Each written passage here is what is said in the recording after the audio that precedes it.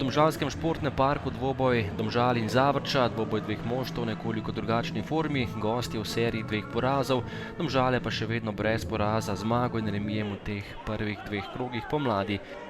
Prva akcija tekme v 13. minuti, priložnost za domače, po predložku Janže je bil na pravem mestu Anev, ampak tale strel je bil prešibak in brez težav za gostujočega vratarja. Že v naslednji akciji pa prvi gol na tekmi, takole je poskušal daleč Živec in premagal Bešaniča za 1:0. Odlična forma Živca v tem nadaljevanju prvenstva, potem ko se je vrnil v domžalsko ekipo.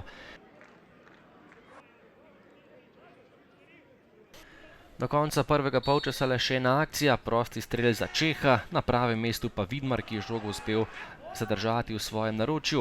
V drugem delu prva akcija za Domžale. Po lepem prodoru je meril Živec, a nekoliko zgrešil vrata Bešaniča. Potem tudi akcija za gostujoče nogometaše.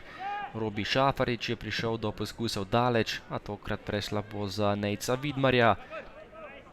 Še nevaren poskus za Zavrč, tokrat je prišel do strela Matija Smrekar, ki je meril daleč, a spet lahko delo za domačega vratarja.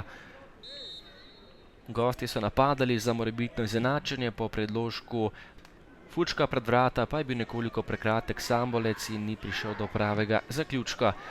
Do konca pa še nekaj napadov domačih, tole je bila že velika priložnost za Koruna, ki je streljal, a na pravem mestu vratar Bešanič.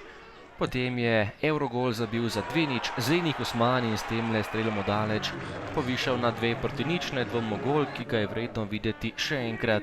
Zenik Usmani je zadel v 73. minuti, do konca tekme pa še nekaj obetavnih akcij, vse na strani domačega moštva. Najprej strel Kenana Horiča, ki je stresel le prečko, žoga je končala v golavtu, potem pa 3:0 za Domžale, preigravanje tam na desni, podaja pred vrata in na pravem mestu je bil Majer, ki je povišal prednost in s tem tudi odločil zmagovalca. Tretji gol v 82. minuti za domače nogometaše, tekma je bila že odločena, potem pa še sodniški podaljšek srečanja, priložnost za Jelarja, a tokrat gola vendarle ni bilo. Kljub temu pa je bila to izjemno visoka domžalska zmaga in še enkrat zadnja obramba Bešaniča, ki pa ni mogel preprečiti tega visokega poraza.